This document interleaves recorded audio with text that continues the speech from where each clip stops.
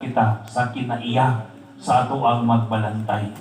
Hagit alang sa mga magbalantay, matulpan ni Pope Francis nga unta, manimaho o karnero ang mga magbalantay. Pero hagit usab sa mga karnero, baliktaron nako, nga kita nga nisunod sa ato ang magbalantay, manimaho o nga magbalantay. Nga matakdan ta o makat-on ta sa maong kinaiya sa magbalantay. Una, nga kinaiya sa magbalantay, nga kinahanglan nato nga makatunan, andam nga musakripisyo. Andam nga magpakamatay, tungod og alang sa panon. Nya, diha sa balaang kasulatan, mas masabtan nato ang kinaiya o kinabuhi sa magbalantay, kumubalik ta sa daang kasabutan. Di ka na ito masabtan diri kay lagi wala may nagbuhi kay diri karnero sa tuwa ug magpakiro gani kanang uban ang usa ka panon. Kung imong tan-awon lingaw kay na sila kay bisan usa ka sit-sit lang. Makaila sila sa ilaha nga agalon. Mura pong mga bata ba usahay one sit lang. Unsa man ang one sit, usa ka sit-sit. Dagan-dagan ng bana. Bitaw. Mura Iunaan na siya ba? Kaila sila sa tingog sa ilahang naganang agalon, sa ilang magbalantay. Unya, nasayod ang magbalantay, asa sila dalhon, kay kining mga karnero, danghag. Na, di kayo layo sa tuwa. Tama ba?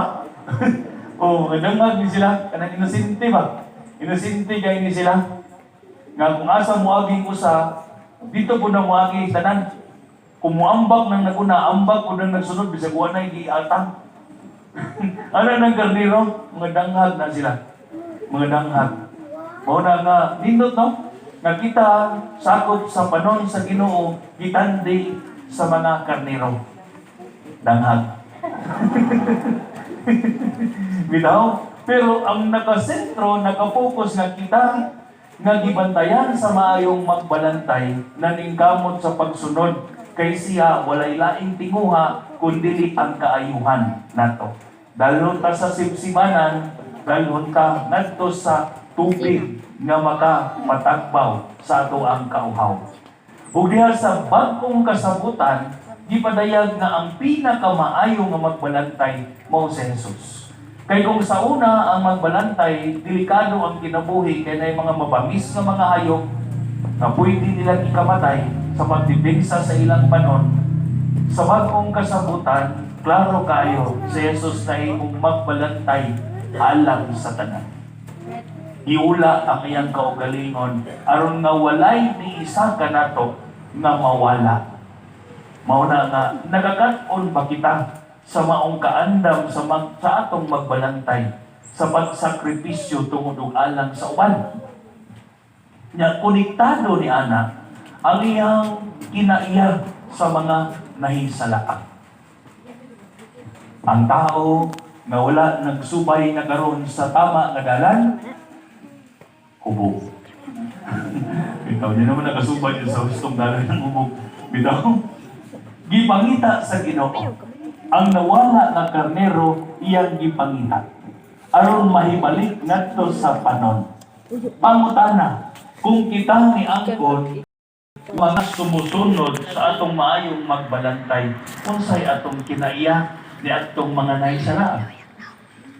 Sa mga nadagma, kay usahay nadagma, ibisikura ang napangos kung nawong o babin. Kay pagkadagma, itukpon pa.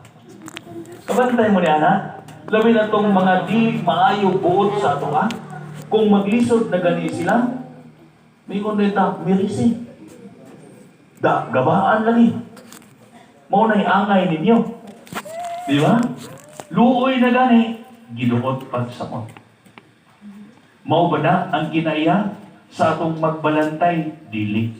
Nganuman, kaya ang maayong magbalantay nangita sa mga nahisalaan.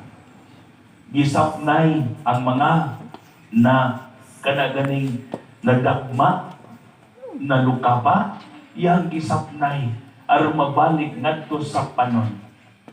Kay ang karnero kung mabulag na sa iyang panon, dili na Mulakaw, magsingin na lang nagsagit-sagit, magpaabot na siya na addoon.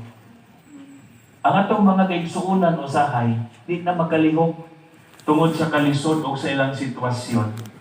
Ayaw si Kari, kundi duula o tabangi. Kumusta atong kinaiya sa mga utangan pa nato? Kumusta ang atong kinaiya ngadto sa sayod ta nga nagapaglibak pa nato?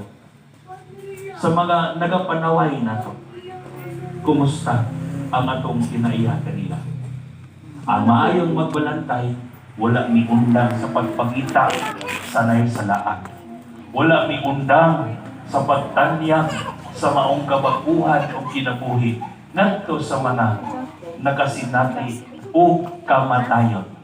Tungod sa problema, tungod sa kabukaton sa hinailang ipasan sa ilang kinabuhi. Hinaot nga, dili kita undang sa pagbuhat o maayo ngadto sa mga nakasala. Muna bana, asawa. Panahon gani nga maglalis-lalis gani, ayaw tulisok ka. Ambot unay bana o asawa diri nga panahon nga dili mo magkasinabot. Instead nga imong kasukan, imong sisihon. Kana ganing inyo nimo nga butan mo ay kasura. Balik ka itong imong kabutan mo. Ayaw ng imong anak. Kana galing mo hangyo gani. Tungod kay imong gipahinumduman nga maayo man ka. Nya kung ikaw po ba na, ayaw po og tulusukang imong asawa. Ingna po, buutan man ka. Lambing man gani ka sa una gani. Pero karon murag kambing na magkamalungay naman. Abi daw. Kambing na naglalambing. Kambing na naglalambing. Bitaw. Pahinumdumi na sila maayo. Kay nakalimot ra na. Di man kumutuo nga wala mo nituo sa usag-usag nga mga maayo mo. Nagkasinabot bayak mo. Hinumdumi itong panahon nga grabe ang inyong pagigugmay sa usag-usag. Bisa kang uban mo yung kamaot na yung gipili. Mo yung kang kini mo yung pinagagwapo, kini mo yung pinagagwapa. Kaya yung pananaw, nag-hard-hard na kaya ito. Panahon na ito, di ba? Siya pinagabukutan, pinagagwapo, pinagagwapa. Tanan, halos na sa iya, ha? Iya karoon nga nung muingon man ka, nga dautan ka. Nakalimot lang ka o nakalimot siya? Kung nasipyat siya, nakahimo siyang dautan, basig nakalimot siya siyang kaayo. Mao na nga ang tambal di ay, dili tulisokon, kung dili pahinumduman. Maayo man ka, responsable man ka, sayod man ko ni anak, nga sa imong kasing-kasing, naningkamot ka para sa pamilya. Kung nasipyat man ka, hinumdumi, mas maayo ka, gamay na na imong sipyat, mas dako ang imuhang nahimok na kaayo. Na may asawa ang imong anak? Wala. Sa laing kikiki.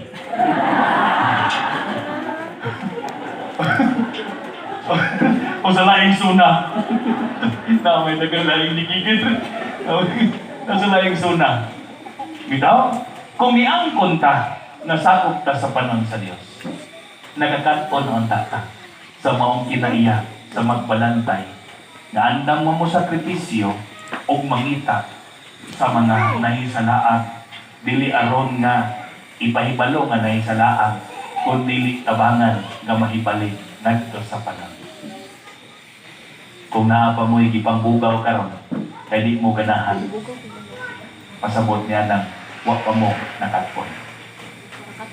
Ang mga tao nga wala nagsubay karon sa hustong dalan, hubog sa ilang mga kasalanan. Muna nga tagahi, init na sa mga para makusan. Di ba no? Sito rin bro. Sito kayo. Ito? Para mahuwasan o mahibalik ngadto sa atong panon. Di ba mas malipay ang Ginoo kung adunay makasasala na mahibalik? Kaysa kita nga niangkon nga mga matarong way pakialam sa mga makasasala, mas ikalipay sa Ginoo. O hinumdumi nga ang kadautan dili yun na siya maundang kung dili mapildi sa kaayo. Walay laing magapildi sa kadautan kung dili kaayo. Mauna nga kung awayon gani ka sa imong asawa, mga bana, balis di jud og kaayo. Ayaw tingog. Undang lagi na, di mo na ganahan po. Ganahan ka mangaway, alang dili ka tagdon, dili ka tubayan, di ba? Walay asawa nga magpadayong pangaway ba kung dili tubayan. Mauna nga nayo sa kabana, hindi pangutan nga siya, anong nilahutay mo sa inyong kaminyoon? Naingon siya nga, hinumdumi sa usa ka semana, dito na kaadlaw. Amo nang itunga. Upat ka adlaw ni ana, ang among asawa ang matuman. Siya ang masunod. Kanang tulo ka adlaw, musunod ko niya. Upat ka adlaw, ang asawa ang masunod. Kanang tulo ka adlaw nga nabilin, musunod siya sa iyang asawa. Maong nilahutay. Iya jud ang asawa pero di magbuot. Walang naiuban nga mga bana karon ni balik og ampo sa Ginoo, Ginoo murag nasipyat ko sa kong pag-ampo. Kaya kung giampo sa una, Ginoo tagay kog asawa nga husto. Alang kanako. Karon niingon siya sipyat Ginoo. Dapat akong gibangayo dai kanang the best para sa ako. Kaya nga naman, gusto imong gihatag, ako'y sipyat permi. Gusto ng asawa, permanente gusto ng asawa. Permanente tama man. Siya may permanente mali. Ang kadakutan, dili yun maundang, kung dili mapildi sa kaayo. Kung atong tan-awon ang misteryo sa pagpangluwas kanato,